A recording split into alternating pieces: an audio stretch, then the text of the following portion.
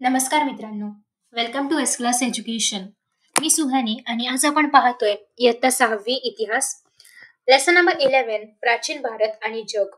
याच्यामध्ये आपण पाहणार आहोत भारत आणि पश्चिमेकडील देश यांच्यामध्ये परस्पर संबंध कसे होते, भारत आणि आशिया खंडामधले जे काही इतर देश आहेत त्यांच्यामधले संबंध आणि let us start with Bharat आणि पश्चिमेकडील देश. हडप्पा संस्कृतीच्या लोकांनी पश्चिमेकडील देशांशी व्यापारी संबंध प्रस्थापित केले होते आणि तेव्हापासूनच भारताची बाह्य जगाशी आर्थिक आणि सांस्कृतिक देवाणघेवाण सुरू झाली. आता आपण पाहिलं की हडप्पा संस्कृती कुठे आहे? सध्याच्या पाकिस्तानमध्ये होती. ठीक आहे. आणि त्याच्यामुळे जे काही पश्चिमेकडचे इतर देश आहेत, फॉर एक्झाम्पल अफगाणिस्तान किंवा त्यासाठी सगळेच देश, त्यांच्याशी हडप्पामुळे एक व्यापार प्रस्थापित झाला होता, म्हणजे देवाणघेवाण चालू होती. इकडच्या काही गोष्टी भारतामधल्या तिकडे निर्यात केल्या जायच्या, तिकडून काहीतरी आयात केलं जायचं. ठीक आहे. बौद्ध धर्माचा प्रसार अफगाणिस्तान आणि मध्य आशियामधील देशांमध्ये झाला होता. कशामुळे झाला होता? एकतर आपल्या देशामधले राजे त्या ठिकाणी स्तंभलेख असेल किंवा शिलालेख वगैरे असेल याच्यामार्फत प्रसार करायचे, किंवा काही बौद्ध भिक्खू देशभर फिरायचे, चालत पदयात्रा करायचे त्याच्यामुळे असेल, किंवा इतर मध्य आशियामधले असेल किंवा चायनामधले, चीनमधले असतील काही प्रवासी भारतामध्ये यायचे. त्यांना आपण म्हणजे त्याचे काही प्रवास वर्णने वगैरे लिहायचे, ग्रंथ घेऊन जायचे, त्याचे भाषांतर करायचे. त्याच्यामुळे जगाला कळत होतं की भारत असा एक देश आहे. ठीक आहे. आणि त्याच्यामुळे भारताची ओळख सगळ्या जगामध्ये होत होती. इराणी साम्राज्याच्या काळातही भारताच्या पश्चिमेकडचा जगाचा संपर्क वाढू लागला होता. त्या काळामध्ये ग्रीक इतिहासकारांनी ग्रीक इतिहासकारांचे भारताबद्दलचे कुतूहल वाढीस लागले आणि मग त्यांना असं वाटू लागलं की काय नेमकं आहे हा भारत, नेमकं काय आहे असं या भारतामध्ये, आपणही जाऊन पाहूया.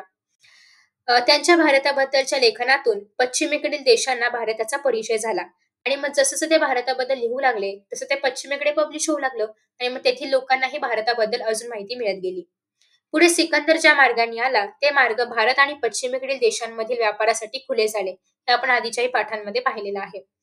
ग्रीक मूर्तिकलेच्या प्रभावातून कुशाण काळामध्ये भारतामध्ये एका नव्या कलाशैलीचा उदय झाला आणि त्याला आपण गांधार कलाशैली म्हणतो. याच्याबद्दलही आपण आधीच्या पाठांमध्ये अभ्यास केलाय.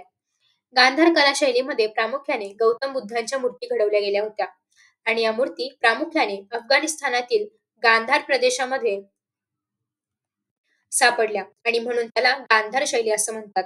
तुम्ही जर नकाशा वगैरे पाहिला असेल भारताचा आधीच्या काही पाठांमध्ये, तर तुम्हाला वायव्येकडे गांधार पाहायला मिळालं असेल. कुठे बरं गेला नकाशा? हा, तर याच्यामध्ये बघा तुम्हाला या ठिकाणी, अच्छा हा नकाशा तर साऊथचा आहे ना, नॉर्थचा नकाशा बघावा लागेल. सो ऍक्च्युली या पाठामधले जे सगळे नकाशे आहेत ना प्रचंड महत्वाचे आहेत. तुम्ही जर नकाशा पाहून अभ्यास केला तर तुम्हाला इझिली बऱ्याचशा गोष्टी लक्षात येतील. ठीक आहे, की गांधार कुठे आहे किंवा नेमकं त्याचा आणि आपल्या भारताचा संबंध कसा आहे. ठीक आहे, सो ते तुम्हाला इथून इझिली कळेल. आणि याच्यामुळे ना तुम्हाला लक्षात ठेवायला पण इझी पडणार आहे या सगळ्याच गोष्टी. तर बघा या ठिकाणी आहे गांधार. तर ऑलमोस्ट हे भारताच्या आसपास आहे आणि अफगाणिस्तानच्या जवळ वगैरे आहे. त्याच्यामुळे इथून जी काही कलाशैली म्हणजे ग्रीक ग्रीक लोकांकडून जी काही मूर्तिकला वगैरे आलं होतं, तर ते मोस्टली गांधारमध्ये वगैरे आलं होतं आणि त्याच्यामुळे त्याला गांधार शैली असं म्हटलं जातं किंवा असं नाव दिलं गेलं. ठीक आहे, चलो back to our topic. After that next आहे गेलं. हां. आफ्टर दॅट नेक्स्ट आहे, की या शैलीमध्ये मूर्तींचे चेहरेपट्टी ग्रीक चेहरेपट्टीशी मिळती-जुळती आहे आणि भारतातील सुरुवातीची नाणी ही ग्रीक नाण्यांच्या धर्तीवरती होती.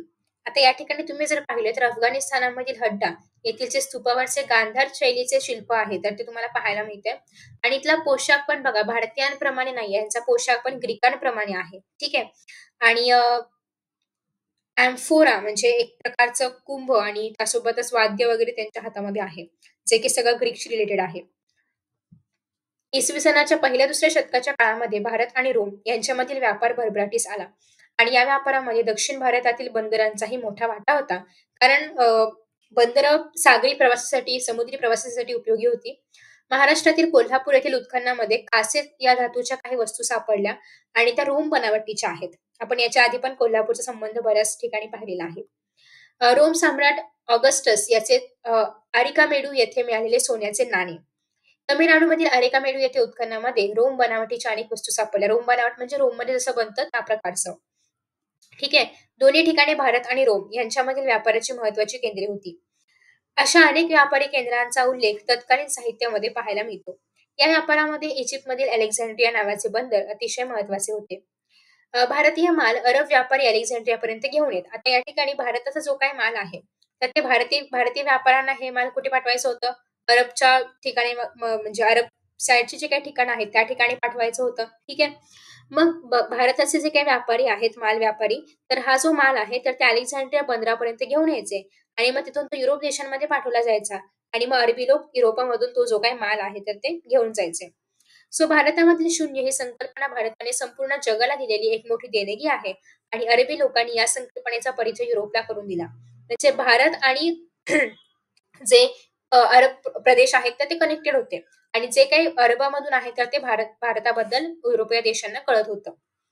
नेक्स्ट आहे भारत आणि आशिया खंडामधील इतर देश. सगळ्यात पहिल्यांदा आपण भारत आणि श्रीलंका पाहतोय. ठीक आहे. सो आशियामधील अनेक देशांमध्ये प्राचीन भारतीय संस्कृतीचा अ, विशेष प्रभाव पाहायला मिळतो. पहिल्यांदा आहे श्रीलंका. आपण याच्या आधी ऑलरेडी पाहिलंय की श्रीलंकेमध्ये सम्राट अशोकाने आपला मुलगा महेंद्र आणि मुलगी संघमित्रा यांना बौद्ध धर्माच्या प्रचारासाठी पाठवलं होतं. ठीक आहे. आणि मग श्रीलंकेमध्ये त्यांना पाठवले होते आणि या दोघांच्याही नावाचा उल्लेख महावंश या श्रीलंकेमधील बौद्ध ग्रंथामध्ये पाहायला मिळतो.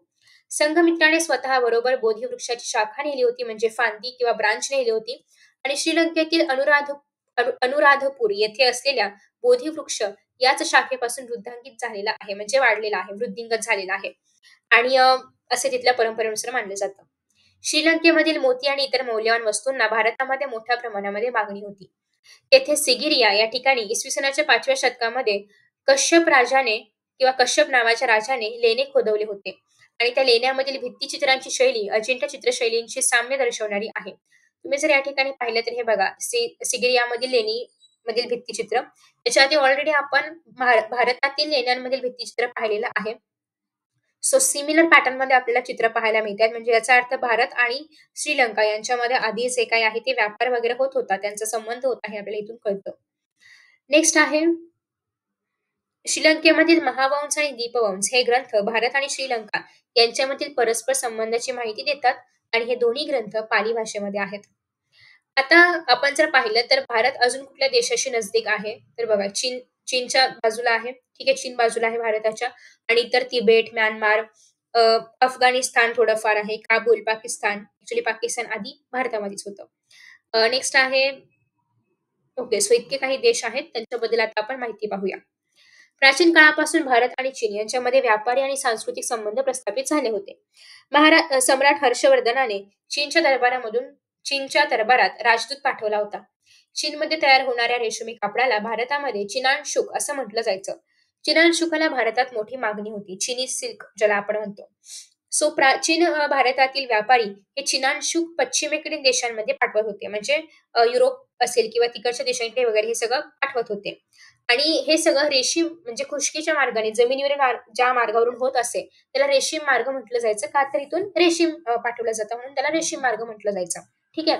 भारतामधील काही प्राचीन स्थळे या रेशीम मार्गांशी जोडली गेलेली होती आणि याचा संबंध अर्थात भारताशी पण होता. त्यामध्ये महाराष्ट्रामधील मुंबई जवळ असलेले नालासोपारा हे ठिकाण होतं. भारतामध्ये आलेले फाहियान आणि युवांग हे बौद्ध भिक्खू देखील रेशमी मार्गानेच भारतामध्ये आले होते. इसवी सनाच्या पहिल्या शतकातील चीनी सम्राट मिंग याच्या आमंत्रणावरून धर्मरक्षक आणि कश्यप मातंग हे बौद्ध भिक्खू चीनमध्ये गेले. त्यांनी अनेक भारतीय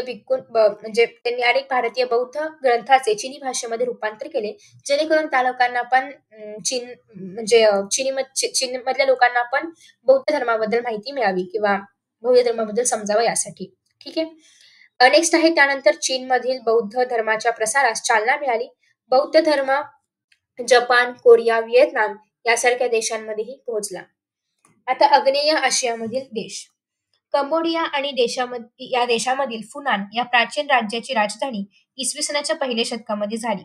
चिनी परंपरेच्या आधारे कौंडिन्य नावाच्या भारतीयाने त्याची स्थापना केली अशी आपल्याला माहिती मिळते. सो त्यांनी जे काही लिखाण करून ठेवले किंवा त्यांनी जे काही प्रवास वर्णने वगैरे लिहिलेले आहेत त्याच्या आधारे फुनानच्या लोकांना संस्कृत भाषेचे ज्ञान होते आणि त्या काळातील एक कोरीव शिलालेख पण उपलब्ध आहे जो की संस्कृतमध्ये आहे आणि म्हणून असं कळते की त्यांना संस्कृत येत होती आणि त्यांचा भारताशी संबंध असावा.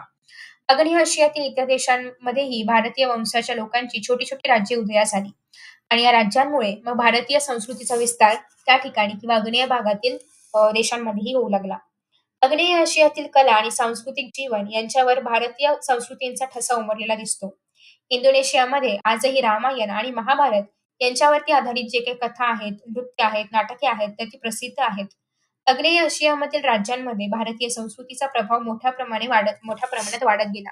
कारण अर्थात आधी छोटी-छोटी राज्य होती किंवा कमी प्रमाणामध्ये लोक होते. हळू लोक तिथे गेले असतील अजून आणि त्यानुसार ही संस्कृती आहे तर ती त्या ठिकाणी विस्तारत गेली. प्राचीन कालखंडामध्ये बौद्ध धर्म म्यानमार, थायलंड, इंडोनेशिया इत्यादी देशांमध्ये पोहोचला. नंतरच्या काळामध्ये शिव आणि विष्णू यांच्या मंदिरांचीही निर्मिती झाली. यावर्षी आपण इसवी सन पूर्व 3000 ते इसवी सनाच्या 8व्या शतकापर्यंतचा भारताचा इतिहास पाहिलेला आहे. पुढच्या वर्षी आपण इसवी सनाच्या 9व्या शतकापासून 18व्या शतकापर्यंत ज्याला आपण मध्ययुग असं म्हणतो, तर त्याचा इतिहास आपण पाहणार आहोत ॲक्चुअली 7वीच्या पुस्तकामध्ये. सो आय होप की तुम्हाला हा व्हिडिओ आवडला असेल आणि तुम्ही पुढचा इतिहास पाहण्यासाठी एक्साइटेड असाल. सो पुढच्या वर्षी आपण नवीन पुस्तकासोबत भेटणार आहोत आणि आजचा इतिहास इथेच संपतोय. सो आय होप की तुम्हाला आतापर्यंतचे इतिहासाचे सगळे पाठ समजले असतील आणि तुम्ही सगळे पाठ नक्की पाहिले असतील. या पाठामध्ये पण जर काही डाऊट असेल तर तुम्ही खाली कमेंट बॉक्समध्ये विचारू शकता. पुढे मी नागरिकशास्त्राचे पण व्हिडिओज अपलोड करणार आहे. ते नक्की चेकआउट करा. Thank you so much for watching this video and see you in the next video. Bye bye.